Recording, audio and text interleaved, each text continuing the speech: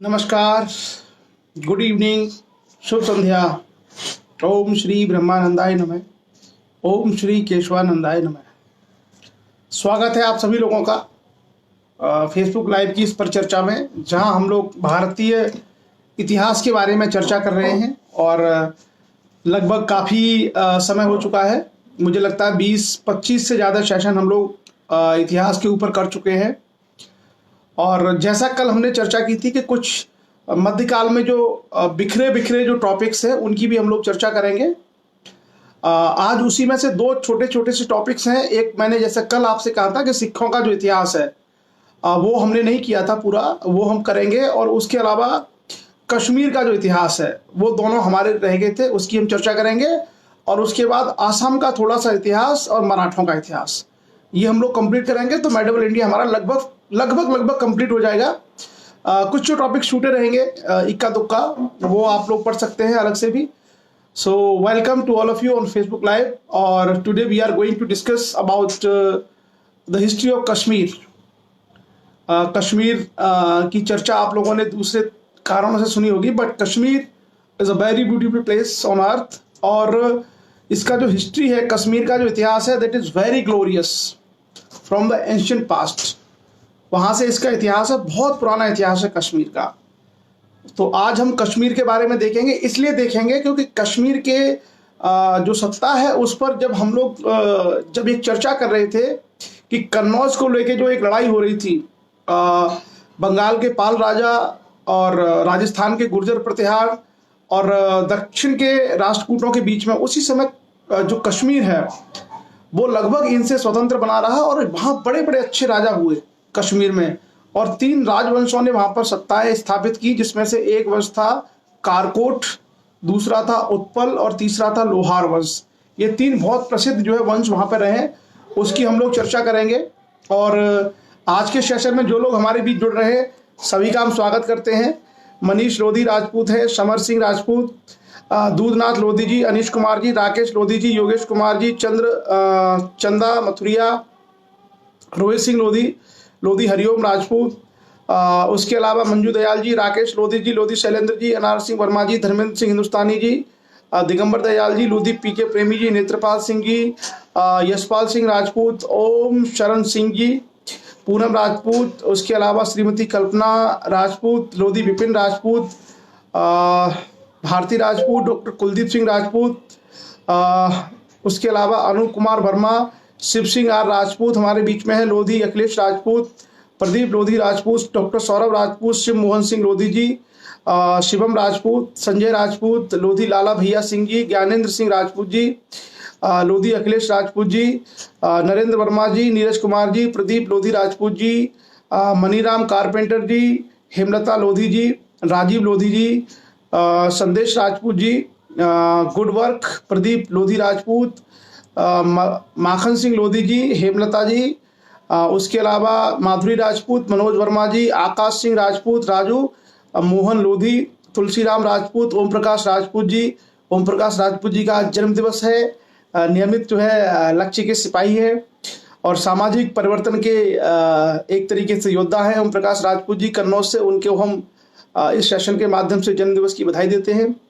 Dhaniram Singh Rajput ji, journalist Dhaniram Singh Rajput ji, Deepak Kumar Lodhi एटा UP से, दिनेश कुमार लोधी जी अलीगढ़ छर्रा से, और उसके अलावा हमारे बीच में हरीश चंद्र सिंह ठाकुर, गुड इवनिंग, धर्मेंद्र कुमार लोधी, खुशी राजपूत, सोनी लोधी अयोध्या, कृष्णा गोपाल लोधी जी, मुकेश सिंह लोधी जी, कुलदीप लोधी जी, कृष्णा राजपूत, सर्वेश कुमार जी का जन्म दिवस है, उनको भी बधाइयाँ। राहुल राजपूत जी, आकाश राजपूत, रमेश राजपूत जी, जितेंद्र राजपूत जी नमस्कार, सुनील सिंह जी बांदा से नमस्कार, प्रदीप सिंह लोधी जी, देशभक्त प्रवीण राजपूत, यादराम राजपूत जी, उसके अलावा देवी Ram Rajput ji, very good evening, उसके अलावा पवन राजपूत जी, चलिए सर्वेश जी, अवध सिंह जी, डॉक्टर मोनू राजपूत, लोधी राशीष राजपूत, महेंद्र जी, नवीन जी, डॉक्टर लाल सिंह जी, डॉक्टर नारायण पटेल, नमो बुद्धाय, पूरन वर्मा जी, केशव आजाद जी, यश प्रताप सिंह जी, दीपक कुमार जी, यशवंत जंघेल जी, अमरजीत राजपूत जी। चलिए, सो पंडित, बहुत सारी चीज़ें हैं। सो आज हम लोग चर्चा करेंगे। उस चर्चा से पहले कश्मीर की जो हिस्ट्री है थोड़ा सा टफ है, और आप लोगों ने संभवतः कश्मीर के इतिहास के बारे में बहुत सारा पढ़ा नहीं होगा, बट हम लोग कश्मीर के इतिहास को पुराने समय से लेके जाएंगे जब से हमें कश्मीर का उल्लेख मिलता है। उसके अलावा मैं आपसे एक चीज और शेयर करूंगा चर्चा से पहले। अब जितने लोग जुड़ रहे हैं बाद में, उन सबका भी स्वागत है। कई लोग देर से जुड़ेंगे, उनका सबका स्वागत है। Good evening to all of you. Bhanwar Singh Narwariya ji, Naveen Rajput ji, Awadh Singh ji, Sanjeev Lodh Rajput जी।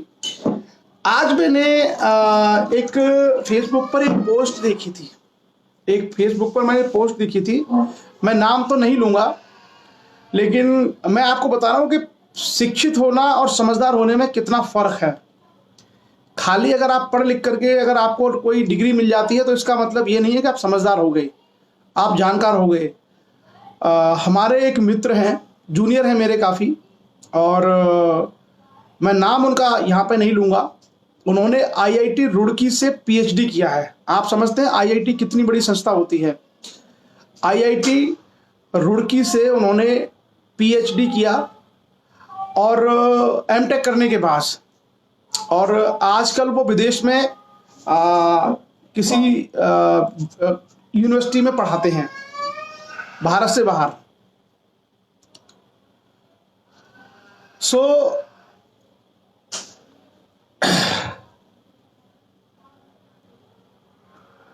ये कौन है? पंडित देवेश शर्मा, इसको बाहर किया जाए। ये गलत कमेंट यहाँ कर रहा है।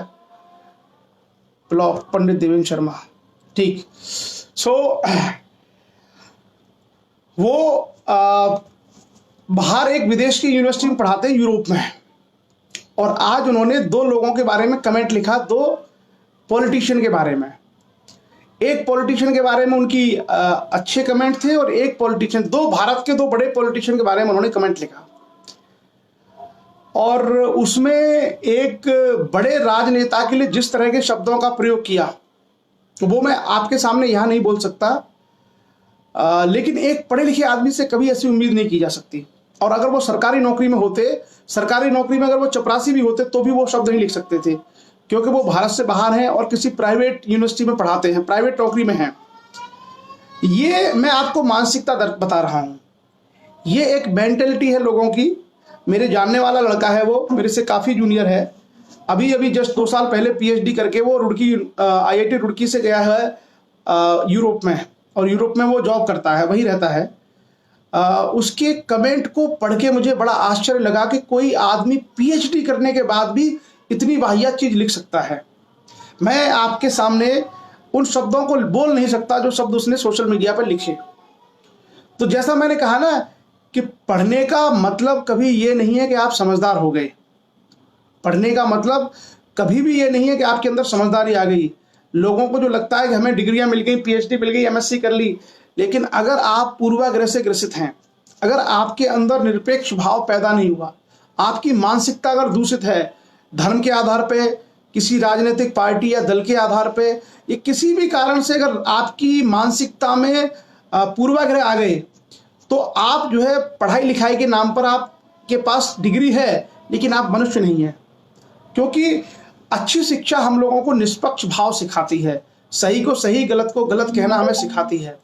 और हम किसी विचारधारा या किसी व्यक्ति के पूर्वाग्रह में आकर के अगर हम कुछ भी उल्टा सीधा लिखें या उल्टा सीधा बोले, मैं आपको बता रहा हूं कि एक पीएचडी आदमी तो छोड़िए, एक सरकारी सिस्टम का 4th क्लास का एम्प्लॉय नहीं लिख सकता ऐसे शब्द, जो शब्द उस पीएचडी लड़के ने लिखे थे। और मुझे बड़ा आश्चर्य हुआ उसकी शिक्षा को देख करके।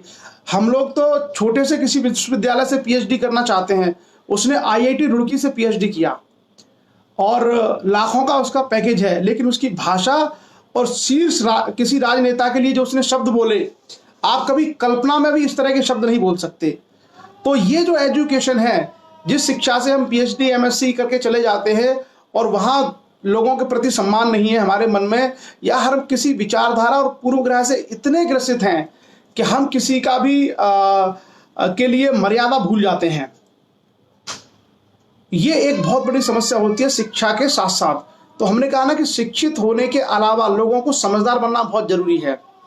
अगर आप शिक्षित नहीं हैं और समझदार हैं तो भी आप बहुत अच्छे कार्य कर सकते हैं, आप बहुत अच्छा, आपका सम्मान हो सकता है, बहुत सारे आप प्रभाव समाज में डाल सकते हैं।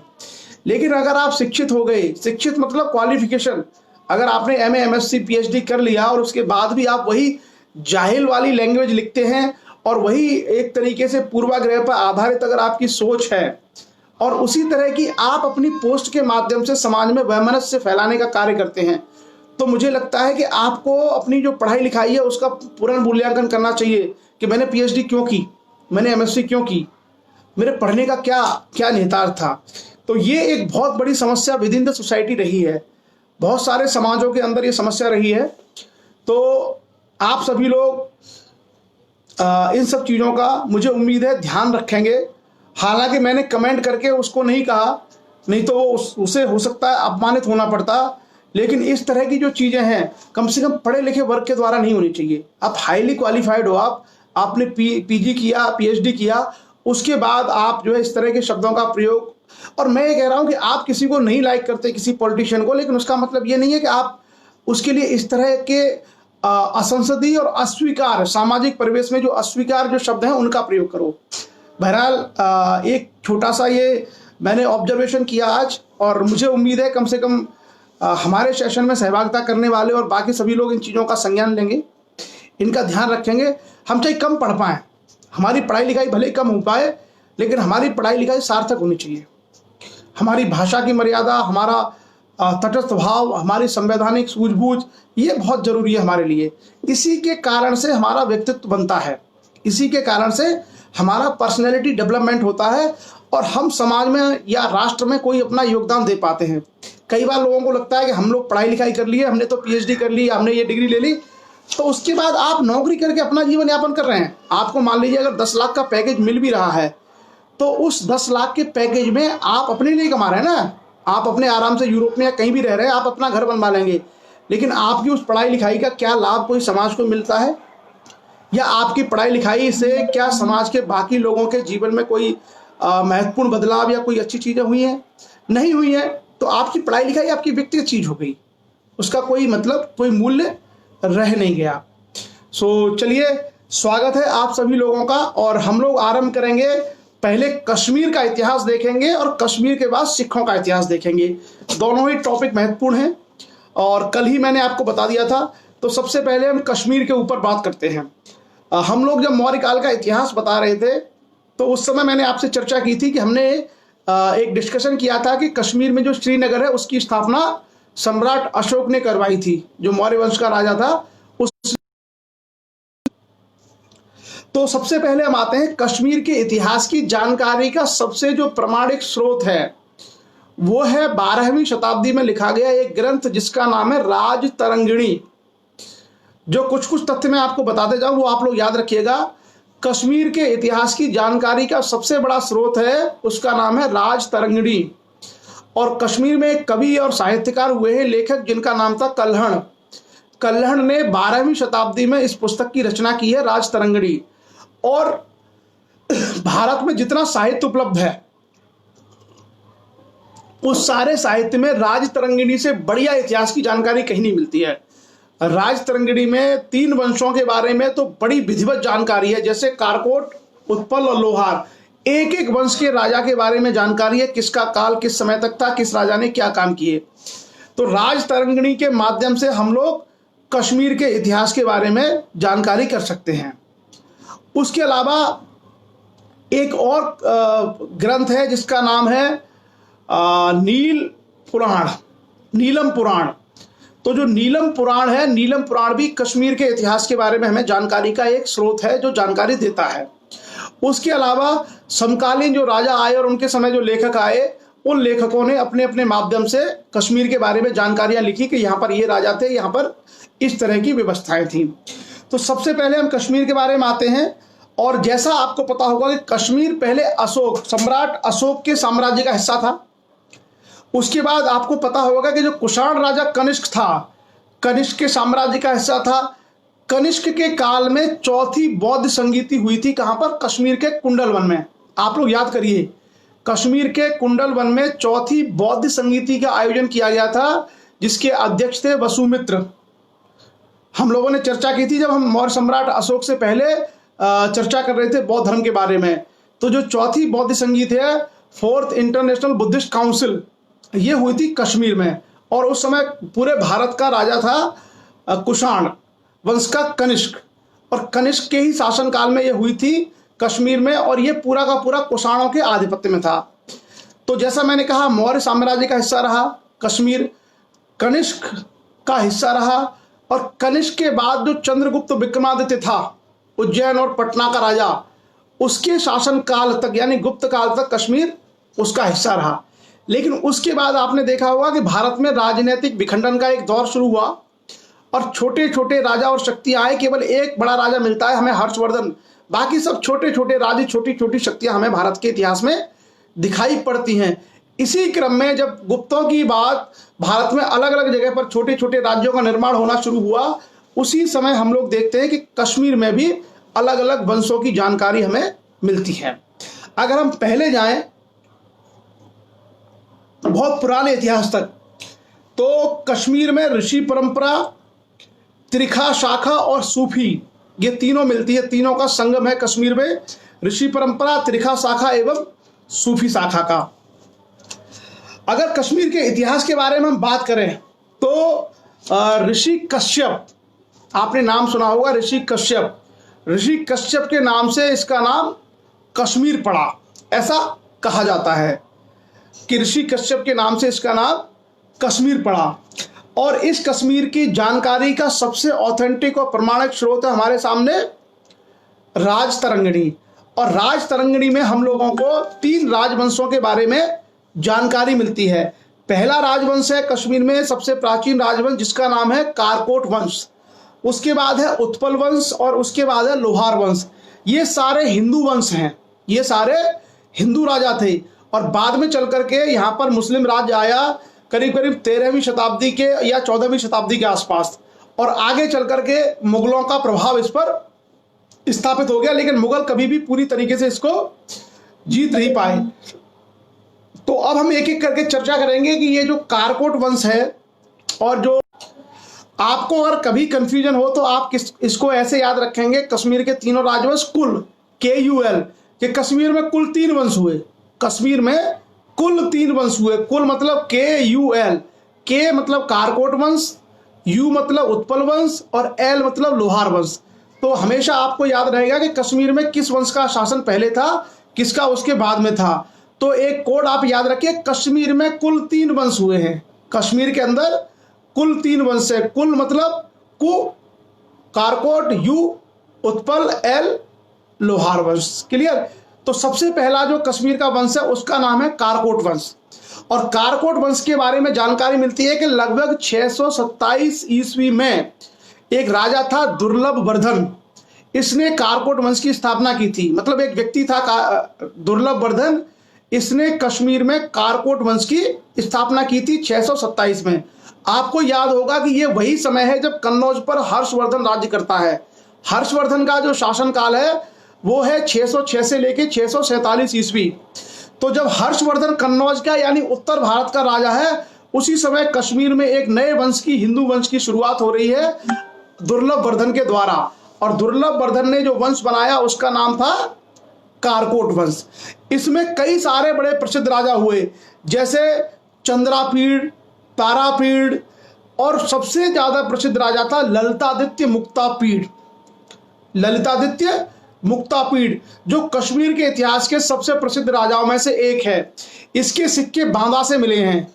जो ललितादित्य मुक्तापीड़ है, इसके बारे में कहा जाता है कि इसके सिक्के बांदा से भी मिले हैं, बांदा चित्रकूट। और यह कहा जाता है कि इसने कन्नौज के राजा यशोवर्मन को हराया था। बंगाल का राजा बिना इससे हारे भाग गया था।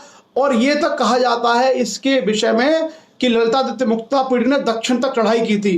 कितना सही है कितना सही नहीं है, लेकिन हाँ, बांदा से इसके सिक्के मिले हैं, जो इस बात का प्रतीक है कि ललितादित्य मुक्तापीड़ कोई छोटा मोटा राजा नहीं रहा होगा। मतलब एक तरीके से शक्तिशाली राजा रहा होगा। और जैसा आप जानते हैं कि हर्षवर्धन के बाद उत्तर भारत में एक अव्यवस्था हो गई थी लगभग 200 साल 150 साल तक, 150-200 साल तक कोई सिस्टम नहीं था। और वही समय है किसका, ललितादित्य मुक्तापीड़ का। तो ये संभव है कि ललितादित्य मुक्तापीड़ एक शक्तिशाली राजा रहा हो और उसने तमाम लोगों को हराया हो, चाहे वो उत्तर भारत की शक्तियां हो, चाहे वो कन्नौज का यशोवर्मन रहा हो, चाहे बंगाल के शासक गौड़ रहे हो, और हो सकता है दक्षिण के राज्यों तक को भी इसने हराया हो, क्योंकि उस समय भारत में कोई बड़ी शक्ति हमें दिखाई नहीं देती है। इसके अलावा जो ललितादित्य मुक्तापीड़ है, इसके बारे में एक और बहुत अच्छी मैं आपको जानकारी देता हूं। आप लोगों ने हैदर मूवी देखी होगी, कुछ लोगों ने हैदर मूवी आई थी कुछ समय पहले। तो उस हैदर मूवी में एक गाना था, जिन्होंने मूवी देखी है वो गाना एक पुराने टूटे फूटे से मंदिर पे था। वही जो मंदिर है उसको बोलते हैं कश्मीर में मार्तंड मंदिर। कश्मीर का मार्तंड मंदिर, श्रीनगर में ही है मार्तंड मंदिर। मार्तंड मतलब सूर्य, तो वो सूर्य भगवान का मंदिर है कश्मीर में, जिसको हम लोग कहते हैं मार्तंड मंदिर। ये ललितादित्य मुक्तापीड़ ने ही मार्तंड मंदिर बनवाया था। इससे ये निष्कर्ष निकलता है कि ये लोग सूर्य के उपासक रहे होंगे। जैसा मैंने कहा कि भारत में 3 स्थानों पर सूर्य के बड़े प्रसिद्ध मंदिर हैं। एक मंदिर है कश्मीर में जिसको हम कहते हैं मार्तंड मंदिर, जो वहां के राजा ललितादित्य मुक्तापीड़ ने बनवाया था। एक मंदिर है मोढेरा मंदिर जो गुजरात में है, मोढेरा का सूर्य मंदिर। और एक मंदिर है सूर्य का उड़ीसा में, जिसको हम लोग कहते हैं कोणार्क का सूर्य मंदिर। तो भारत में 3 सूर्य मंदिर बहुत प्रसिद्ध हैं। उसमें से जो ये वाला सूर्य मंदिर है मार्तंड वाला, इसको कश्मीर के कारकोट वंश के राजा ललितादित्य मुक्तापीड़ ने बनवाया था। आप लोग याद रखिएगा क्योंकि ये बहुत महत्वपूर्ण और काम की जानकारी है। उसके बाद आगे ये कहा जाता है कि अंतिम जो राजा था कारकोट वंश का, उसको हटा करके अवंती वर्मन नाम के एक व्यक्ति गद्दी पर बैठा और उसने अपने आप को राजा घोषित किया और उत्पल वंश की स्थापना की। उत्पल वंश का शासनकाल बहुत कम समय तक था, 855 से लेकर के 939, लगभग 80-85 साल तक उत्पल वंश ने राज्य किया। इसमें 3-4 बड़े प्रसिद्ध राजा थे। एक जो सबसे बड़ा प्रसिद्ध राजा था इस वंश का, उसका नाम था क्षेमगुप्त।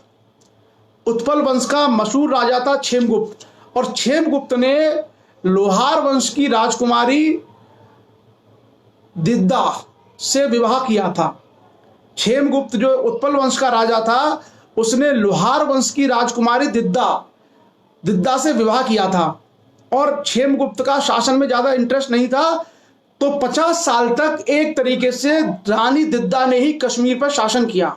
रानी जो दिद्दा थी उसी ने ही कश्मीर पर शासन किया, और उसने तमाम सुधार, पानी की व्यवस्थाएं करना, किसानों इत्यादि के लिए बहुत सारे कार्य उसने किए थे। किसने? रानी दिद्दा ने। तो आप याद रखना, रानी दिद्दा के बारे में भी जानकारी कभी कभी पूछ ली जा सकती है, हो सकता है 1-2 बार आया भी हो। तो हम लोग केवल महत्वपूर्ण टॉपिक्स और इंटरेस्टिंग फैक्ट्स को ही हम लोग यहाँ पे डिस्कस आप लोगों के साथ में कर रहे हैं।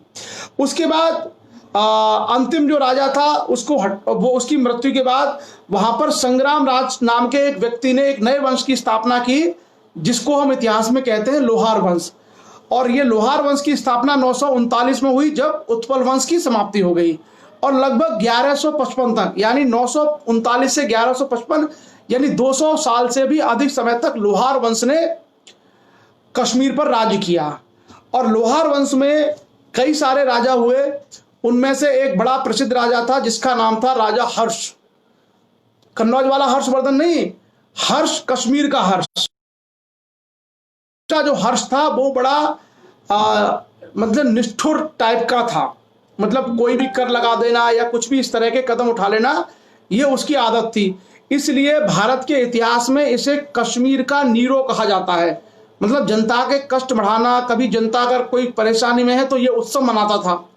मालूम है, नीरो बेसिकली रोम का राजा था। और एक बार रोम में आग लग गई थी, बहुत सारे लोग मारे जा रहे थे। तो उस समय जब रोम जल रहा था तो नीरो अपना एंजॉय कर रहा था, बंसी बजा रहा था, मतलब कुछ ऐसा उत्सव मना रहा था। तो बड़ी प्रसिद्ध कहावत है कि जब रोम जल रहा था तब नीरो बंसी बजा रहा था।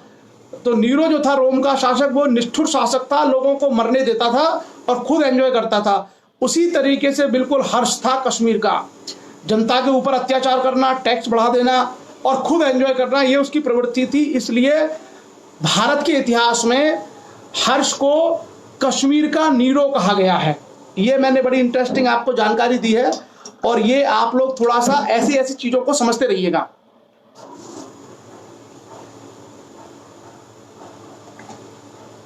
और ये इतना ज्यादा निष्ठुर था कि इसी के किसी अधिकारी ने एक दिन इसकी हत्या कर दी। इसी के जो राजा हर्ष था, उसी के किसी अधिकारी ने एक दिन इसकी हत्या कर दी। लोहार वंश का और कश्मीर का हिंदू जो शासक थे, उनका जो अंतिम राजा था उसका नाम था राजा जय सिंह। अंतिम जो राजा था उसका नाम था राजा जय सिंह। और ये राजा जय सिंह ने 1155 ईस्वी तक शासन किया, और इसी राजा जय सिंह के शासन काल में ही कल्हड़ ने राजतरंगिणी लिखी है।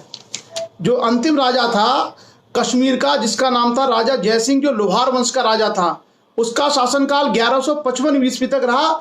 1155 में उसकी मृत्यु हो गई, और फिर उसके बाद मुस्लिम लोगों ने, जिसमें शाह मीर एक वंश था, उन्होंने कश्मीर पे कब्जा कर लिया और हिंदू वंश की या हिंदू राजाओं को या हिंदू साम्राज्य को कश्मीर से समाप्त कर दिया गया। तो जो ये राजा जय सिंह है, जो राजा जय सिंह है, उस राजा जय सिंह के शासन काल में ही कल्हड़ ने राजतरंगिणी की रचना की। अब हम लोग थोड़ा सा देखेंगे कि राजतरंगिणी क्या है, क्योंकि राजतरंगिणी इतिहास के लिए बहुत प्रसिद्ध पुस्तक है। राजतरंगिणी इतिहास के लिए बहुत प्रसिद्ध पुस्तक है, और ये कई बार जो है काम आ सकती है। सबसे पहली बात कि राजतरंगिणी का मतलब है राजाओं की नदी।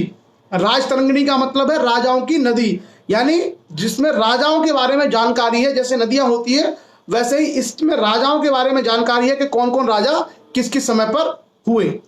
तो सबसे पहले हम बात करते हैं इसमें, इसको लिखा गया राजा जय सिंह, जो अंतिम राजा था कश्मीर का, लोहार वंश का राजा जय सिंह, उसके काल में इसको लिखा गया। और इस पुस्तक में कश्मीर का जो नाम है वो कश्यमेरु है। राजतरंगिणी में कश्मीर का नाम दिया गया है कश्यप मेरु, वही कश्यप ऋषि से कश्यप मेरु। और उसके अलावा यह कहा गया है कि पांडवों के जो भाई थे सहदेव, उन्होंने कश्मीर को बसाया था। उसके अलावा 273 ईसा पूर्व में अशोक के समय यहाँ पर बौद्ध धर्म का आगमन हुआ, और उसके बाद कश्मीर में बड़ी संख्या में बुद्धिस्ट लोग रहने लगे, और आगे चलकर तिब्बत तक और बहुत सारे एरिया में, लद्दाख इत्यादि में वो लोग फैलते चले गए।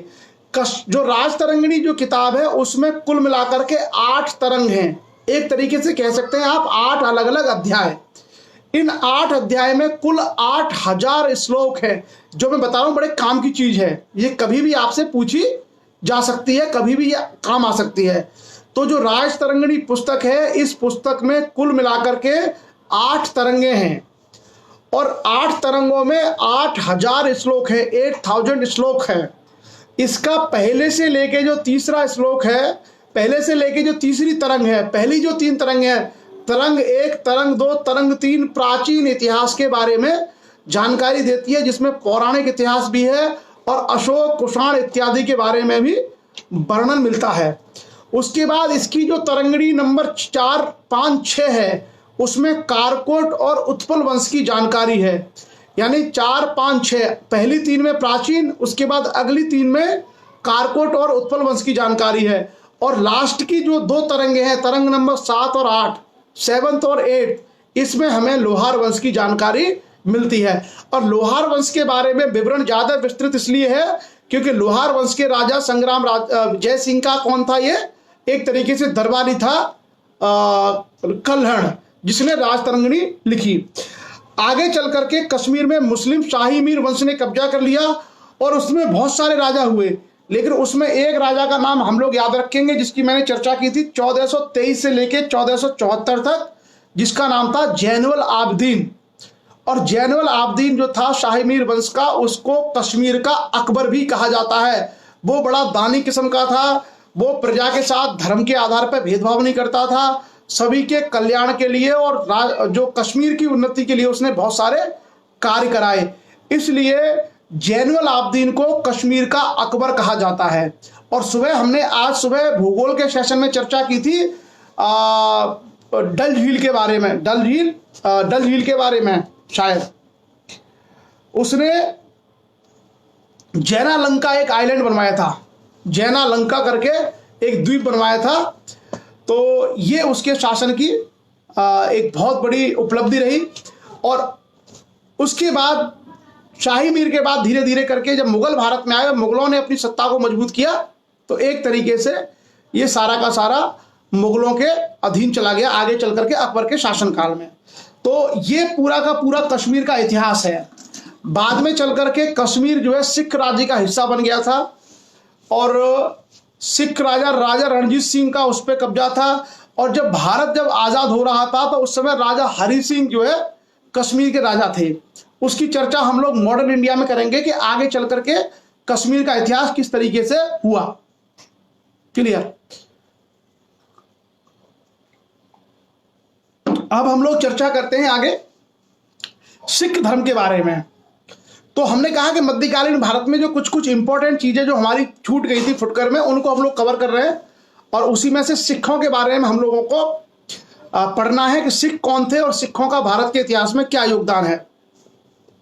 आप सभी लोग परिचित होंगे कि गुरु नानक देव ने सिख धर्म की स्थापना की, सभी को यह जानकारी होगी। और गुरु नानक देव का जो जन्म है वो कहाँ हुआ था? पाकिस्तान के ननकाना साहिब में। अब हम उसी के ऊपर आते हैं। 1499 ईस्वी में 1499 ईस्वी में गुरु नानक ने एक संत परंपरा की शुरुआत की और सिख धर्म की स्थापना की। सिख का मतलब होता है शिष्य, डिसाइपल। मतलब आपका जो शिष्य है या जो विद्यार्थी होता है उसको बोलते हैं सिख। सिख का मतलब है शिष्य, पीपल या डिसाइपल। तो इन्होंने इस संत परंपरा की शुरुआत की और आदि ग्रंथ की इन्होंने रचना की। और उस आदि ग्रंथ में गुरु ग्रंथ साहिब के नाम से हम इसमें जानते हैं। ये जो गुरु ग्रंथ साहिब और इसको आधार बना करके जो मानने वाले लोग हैं उनको हम लोग सिख कहते हैं। और सिखों का जो पूरा इतिहास है बेसिकली वो 10 गुरुओं का इतिहास है। सिखों का जो मुख्य इतिहास है वो 10 गुरुओं का इतिहास है, गुरु नानक देव से लेकर के गुरु गोविंद सिंह तक। जैसा आप जानते हैं कि गुरु नानक सिख धर्म के संस्थापक थे, उन्होंने इसकी शुरुआत की थी। और गुरु गोविंद सिंह अंतिम गुरु यानी 10वें गुरु के रूप में रहे। उसके बीच में 8 गुरु और हैं, उनकी भी हम लोग चर्चा करेंगे। और सिख धर्म में मुख्य शाखा के अलावा अकाली, नामधारी, उदासी जैसे संप्रदाय हैं। आप लोगों ने सुना होगा जैसे अकाली के नाम से एक राजनीतिक दल भी है, श्रोमणी अकाली दल। तो एक संप्रदाय है सिखों में अकाली संप्रदाय, अकाल तख्त सुना होगा आप लोगों ने। एक उसमें नामधारी संप्रदाय है, कई लोग नामधारी संप्रदाय को मानते हैं, है सारे सिख धर्म के ही अंतर्गत। उसके अलावा एक उसमें उदासीन संप्रदाय भी है। तो कुल मिलाकर के सिख धर्म के अंदर भी छोटे छोटे कई सेक्ट यानी संप्रदाय विद्यमान है। अब हम बात करते हैं कि वो 10 गुरु कौन थे जिनके कारण हम लोग सिख इतिहास को जानते हैं, पढ़ते हैं और समझते हैं। तो जैसा मैंने सबसे पहले कहा कि सबसे पहले गुरु थे गुरु नानक देव, उसके बाद आते हैं गुरु अंगद, और उसके बाद गुरु अमरदास, उसके बाद गुरु रामदास, और फिर उसके बाद बहुत ही महत्वपूर्ण गुरु है जिनका नाम था गुरु अर्जुन देव। उसके बाद गुरु हरिगोविंद, फिर गुरु हरिराय, फिर गुरु हरिकृष्ण, उसके बाद गुरु तेग बहादुर और अंत में गुरु गोविंद सिंह। तो ये 10 गुरु हैं। तो एक तरीके से इनके नामों को देख करके आपके लग रहा होगा कि ये सभी बेसिकली हिंदू परंपरा के ही लोग थे। जैसे हरि कृष्ण, हरि गोविंद, तो हरि गोविंद हरि कृष्ण किसका नाम है? हरि गोविंद हरि कृष्ण किसका नाम है? विष्णु या कृष्ण का। तो इनके ज्यादातर जो नाम है उनसे भी ये लगता है कि ये आमतौर पर पहले वो हिंदू सनातन परंपरा को मानने वाले लोग थे और बाद में इन्होंने अपना खुद की पूजा पाठ पद्धति और अपना धर्म ग्रंथ इत्यादि विकसित किया। और ये भारत में जितने भी धर्म बने हैं उसमें से सबसे नवीन धर्म है। मतलब अगर आप ये देखें कि भारत में सबसे बाद में कौन सा धर्म बना है, सबसे लेटेस्ट, तो वो ये सिख धर्म है। सिख धर्म से पहले भारत में हिंदू धर्म था ही, जैन था ही, बौद्ध था ही, पारसी लोग बहुत पहले ही आ चुके थे ईरान से। तो ये भारत में सबसे नया धर्म था। कौन सा? सिख धर्म। सिख धर्म के बाद आमतौर पर फिर कोई नया धर्म उसके बाद बना नहीं है। लोगों ने प्रयास जरूर किए लेकिन धर्म कोई नहीं बन पाया, संप्रदाय जरूर बने भारत में। क्लियर? सो आगे हम चर्चा करेंगे कि गुरु नानक का जन्म ननकाना साहिब पाकिस्तान में हुआ था, और उसके बाद गुरु नानक ने आदि ग्रंथ लिखा, जिसमें जो लिखते थे उस शैली को हम कहते हैं सबद।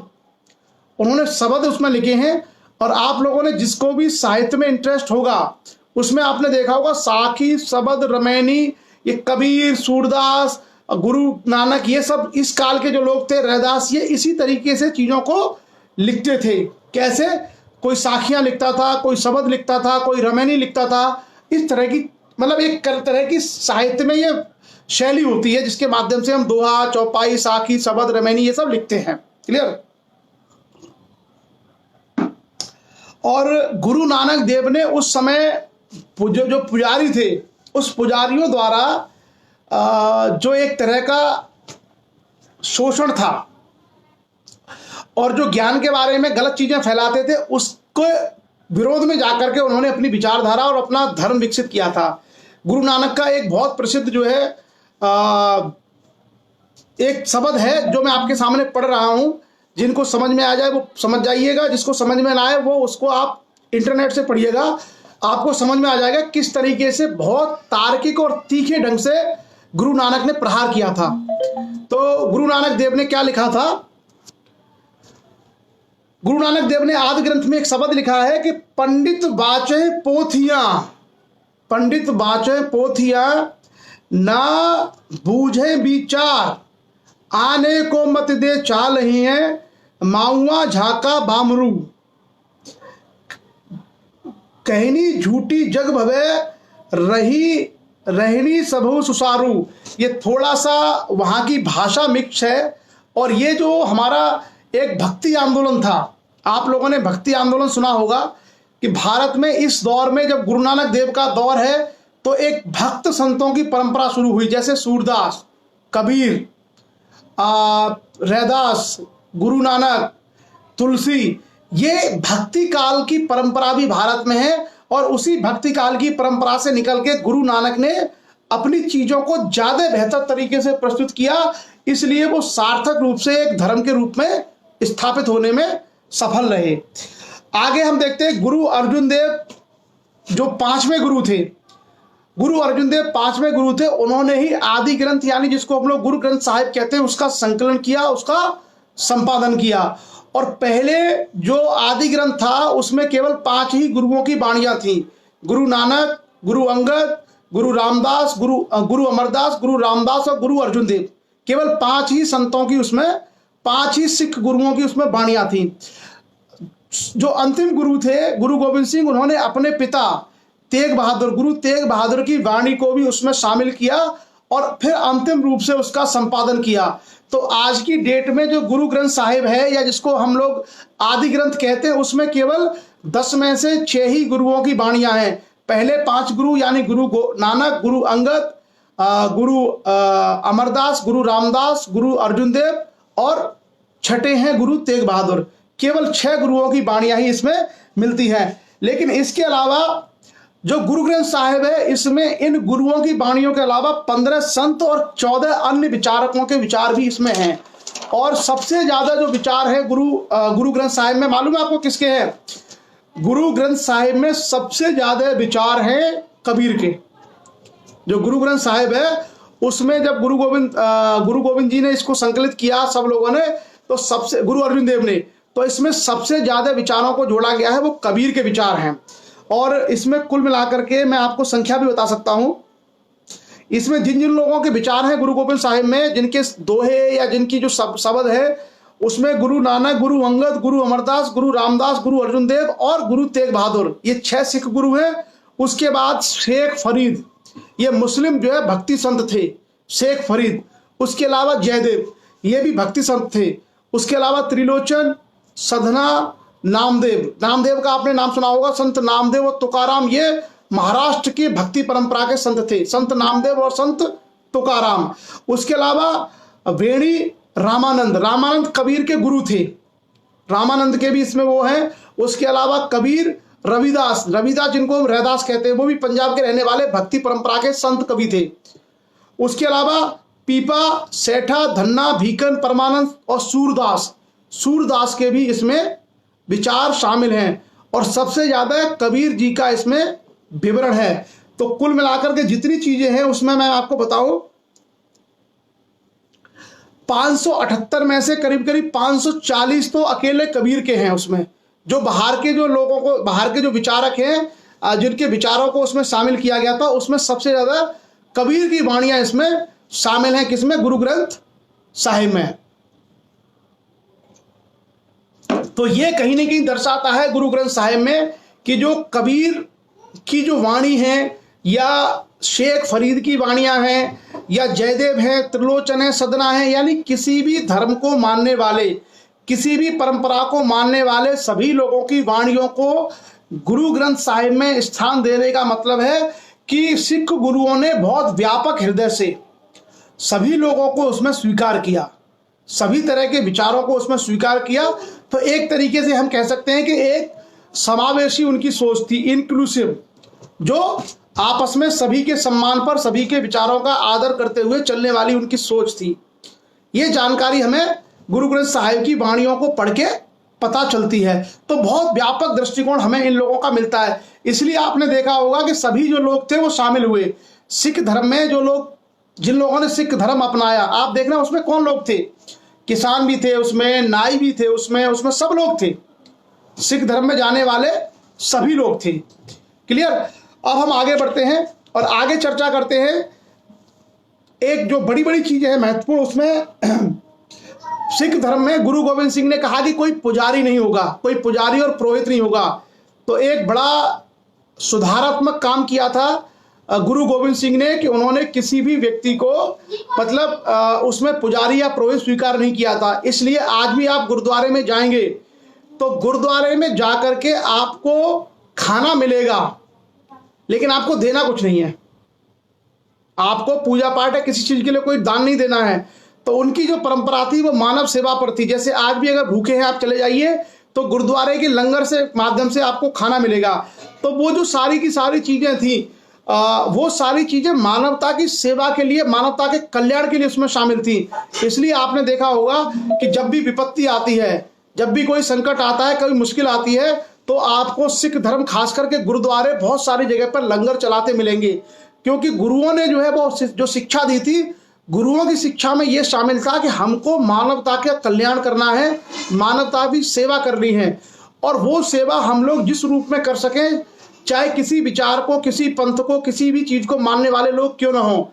तो आप देखिए तमाम जो रिक्शे वाले हैं, तमाम सब्जी बेचने वाले, छोटे छोटे काम करने वाले जो लोग होते हैं, जब उनको कहीं खाना नहीं मिलता है तो वो किसी गुरुद्वारे के पास जाकर के लंगर में खाना खा सकते हैं। तो बहुत ही मानवतावादी दृष्टिकोण पर सिख धर्म का उदय हुआ। उसके बाद सिख धर्म में केवल 4 अनुष्ठान होते हैं। नामकरण अर्थात नाम रखना, उसके बाद विवाह संस्कार, उसके बाद अमृत संस्कार होता है और एक अंतिम संस्कार। यहां पर केवल 4 ही संस्कार हमें दिखाई देते हैं। कौन से 4 संस्कार? नामकरण संस्कार, विवाह संस्कार, अमृत संस्कार और अंतिम संस्कार। ये 4 चीजें हम लोगों को यहां पर दिखाई देते हैं इस सिख धर्म की परंपरा में, केवल 4 संस्कार। उसके बाद अगर हम इस धर्म की उपलब्धियों की बात करें तो गुरु रामदास ने, आपको याद होगा कि अकबर, सम्राट अकबर ने गुरु अमरदास को 500 बीघा जमीन दान में दी थी अमृतसर के पास में। उसी जमीन पर आगे चल करके गुरु रामदास ने अमृतसर नाम का शहर बसाया और वहीं पर स्वर्ण मंदिर का निर्माण हुआ।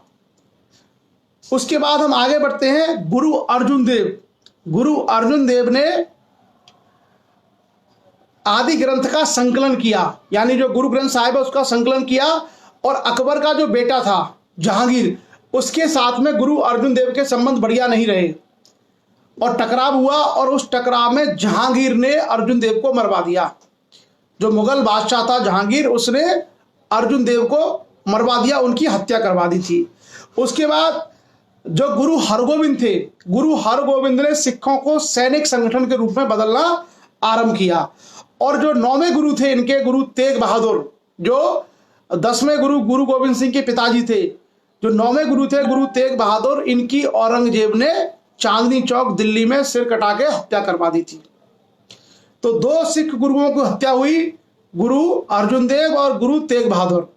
उसके बाद 10वें जो गुरु थे, गुरु गोविंद सिंह, उनको लगा कि इस तरीके से काम नहीं चलेगा, तो उन्होंने फिर अपनी सैनिक शक्ति का गठन करना आरंभ किया और खालसा पंथ की स्थापना की। गुरु गोविंद सिंह ने खालसा पंथ की स्थापना की और जो सिख थे उनके अनुयायी, उनको उन्होंने बदला किसमें, सैनिक के रूप में। और बाद में मुगलों के साथ में और उन मुगलों के जो सूबेदार थे, इसके साथ में गुरु गोविंद सिंह के कई सारे युद्ध हुए। लगभग ये कहा जाता है कि 16 से 18 इसमें लड़ाइयाँ हुई इनके साथ में। कई सारी लड़ाइयों में सिख जीते, कई सारी लड़ाइयों में मुगल जीते, लेकिन ये संघर्ष आगे तक चलता रहा। उसके बाद गुरु गोविंद सिंह की एक जगह मृत्यु हो गई थी। उसके बाद बंदा बहादुर नाम का इनका एक शिष्य था, क्योंकि गुरु परंपरा केवल 10 के बाद खत्म हो गई और कहा कि जो गुरु वाणी है या गुरु ग्रंथ है यही अब गुरु रहेगा, अगला कोई गुरु नहीं बनेगा। तो उसके बाद बंदा बहादुर ने इनका नेतृत्व किया था और बंदा बहादुर को मुगल शासक फर्रुखसियर ने पकड़ के मार दिया था। तो अब हम एक चर्चा करेंगे गुरु गोविंद सिंह के बारे में, क्योंकि गुरु गोविंद सिंह जो है काफी इंपॉर्टेंट है सिख इतिहास के लिए। और गुरु गोविंद सिंह का सारा जो कार्य है वो पंजाब और हिमाचल में है, लेकिन आपको हैरानी होगी कि गुरु गोविंद सिंह कहाँ पैदा हुए और कहाँ उनकी मृत्यु हुई। यही इतिहास से हमें बड़ी अच्छी अच्छी जानकारियां मिलती है। गुरु गोविंद सिंह, गुरु गोविंद सिंह का जन्म 26 दिसंबर सन 1666 ईस्वी को पटना में हुआ था। पटना मतलब बिहार। तो गुरु गोविंद सिंह का जन्म 1666 में पटना बिहार में हुआ था। और उनके जो पिताजी और उनके परिवार के लोग थे, आगे चल करके हिमाचल प्रदेश के सिरमौर जिले में जाके बस गए थे। क्लियर। और गुरु गोविंद सिंह की मृत्यु सन 1708 ईस्वी में नांदेड़ महाराष्ट्र में हुई। नांदेड़ महाराष्ट्र में हुई। क्लियर। तो जो उनकी मृत्यु है कहाँ हुई, महाराष्ट्र में, और पैदा कहाँ हुए थे, पटना में। और उनके सारे क्रियाकलाप, वो गुरु बने और सारे जो उन्होंने कार्य किए थे वो कहाँ पर किए थे, पंजाब में। पंजाब और हिमाचल का जो एरिया है। सन 1699 ईस्वी में, जैसा मैंने आपसे कहा कि बैसाखी का दिन था, उस दिन इन्होंने खालसा पंथ की स्थापना की।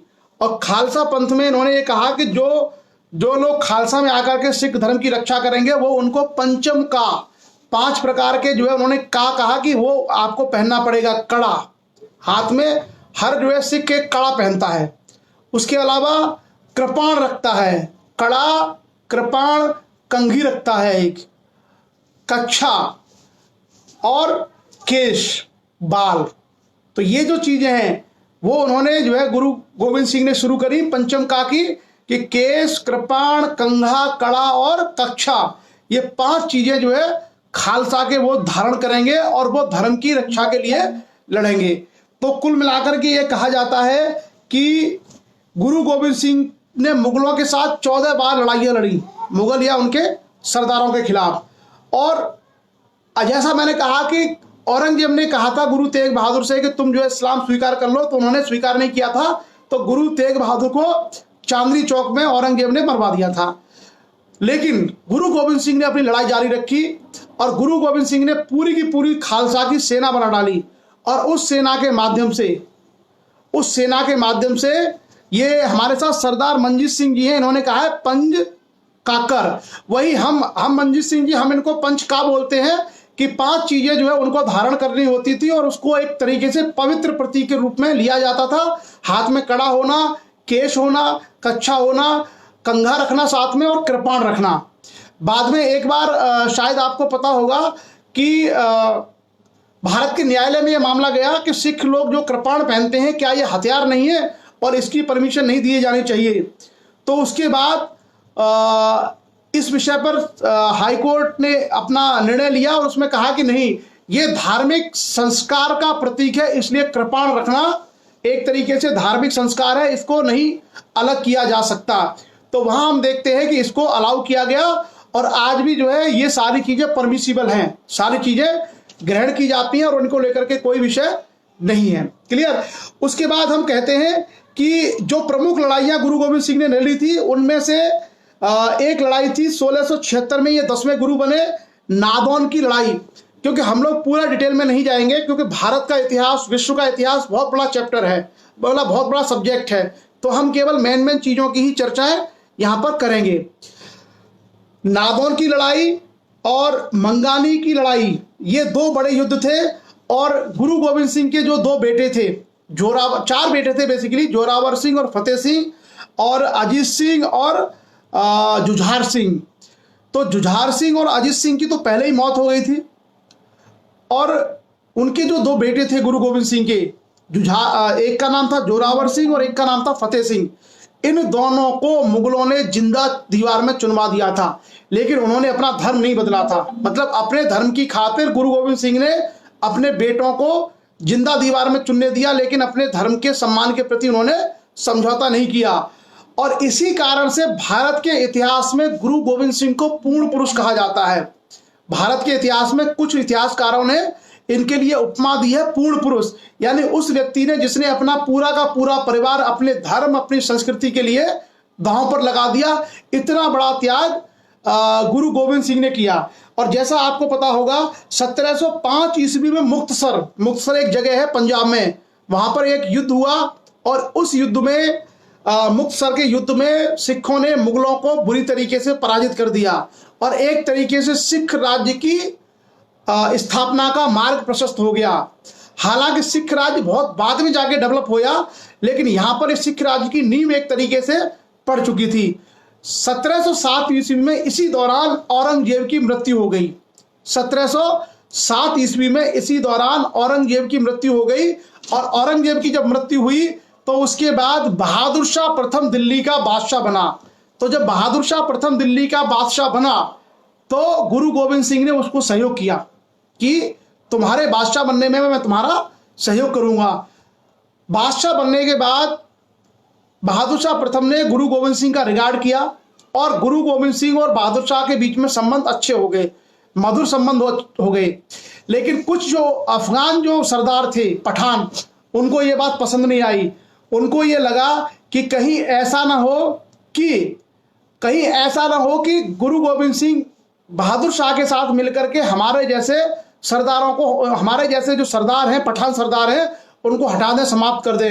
तो वही एक व्यक्ति ने षड्यंत्र किया, और जिसका नाम था, मैं आपको नाम बताता हूं याद करके, कौन व्यक्ति था, वजीर खां।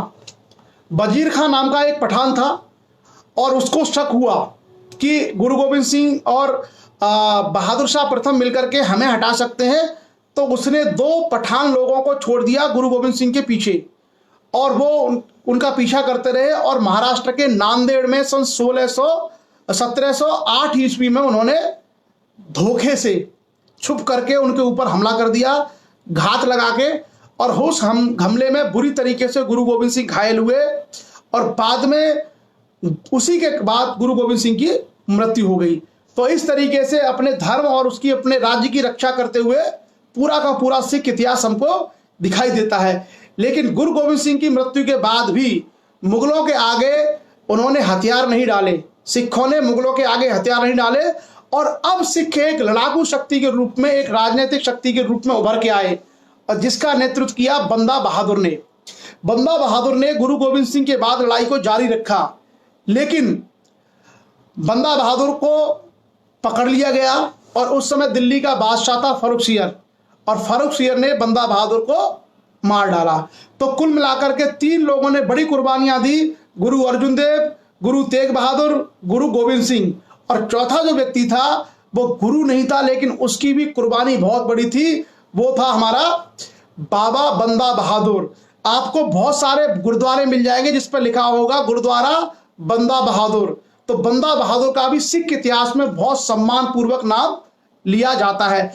उसके बाद सिख शक्ति कमजोर पड़ गई, लेकिन आगे चल करके राजा रणजीत सिंह के नेतृत्व में सिखों ने नए सिख राज्य की स्थापना की, जिसमें आज का पंजाब, आज का हिमाचल, जम्मू और आज का पाकिस्तान का जो लाहौर इत्यादि का एरिया है वो सारा उसमें शामिल था। उसकी चर्चा हम लोग करेंगे आधुनिक भारत यानी मॉडर्न इंडिया की हिस्ट्री में, जब अंग्रेजों के साथ में सिखों की लड़ाइयां होंगी। जैसे अभी एक मूवी आई थी, आप लोगों ने देखी होगी, सारागढ़ी की जो लड़ाई थी जिस मूवी में दिखाई गई थी, नाम मैं शायद भूल रहा हूं उसका, अक्षय कुमार थे उसमें।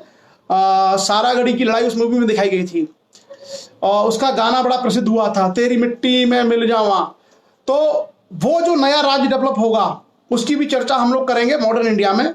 सो आज हमारे 2 विषय थे, कश्मीर का पूरा इतिहास और उसमें खास करके कारकोट, उत्पल और लोहार वंश के बारे में पूरी जानकारी, उनके मुख्य मुख्य कार्य, और उसके अलावा जो दूसरा था, हाँ केसरी मूवी थी ये, और जो दूसरा था वो हमारा था सिख राज्य की स्थापना और सिखों के 10 गुरु, वो कौन कौन थे, उनके मेन कार्य क्या थे।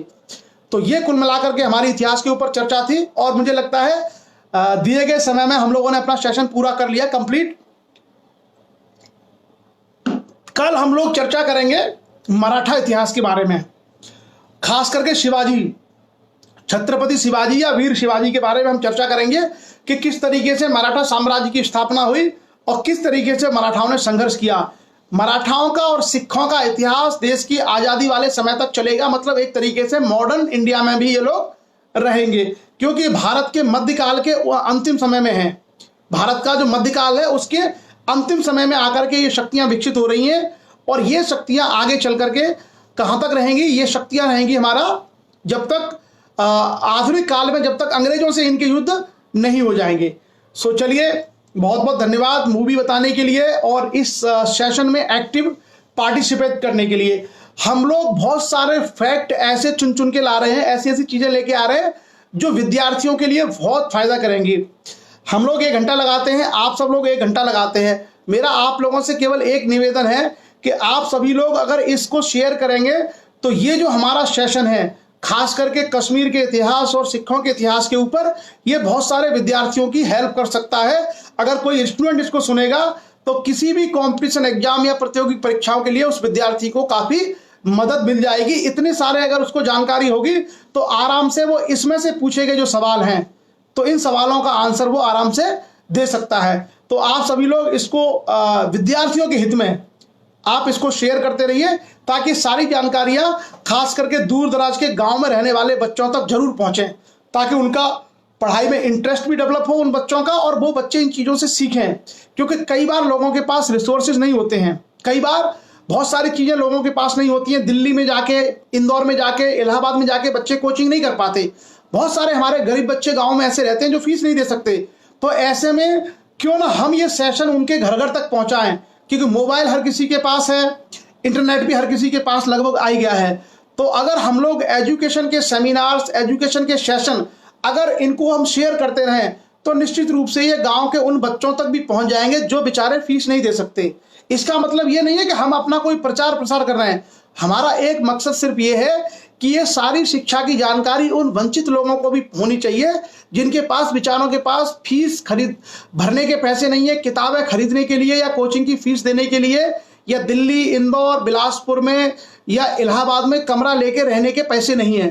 तो हम ये चाहते हैं उन बच्चों तक ये मदद पहुंचे। इसलिए मैं आप सभी लोगों से कहता हूं कि इस तरह के जो एजुकेशनल हमारे लाइव सेशन है पर्टिकुलर टॉपिक्स पर, इनको सब लोग आप शेयर करते रहिए, जितने भी ग्रुप्स में आप जुड़े हुए हैं, जहां जहां आप हैं, ताकि वो लोग भी इससे लाभान्वित हो और अगर उनकी कोई क्वेरी, कोई क्वेश्चन है तो उसका भी समाधान हम लोग कर सके और कभी भविष्य में अगर उनको हमारी आवश्यकता पड़े तो हम उनकी मदद कर पाएं।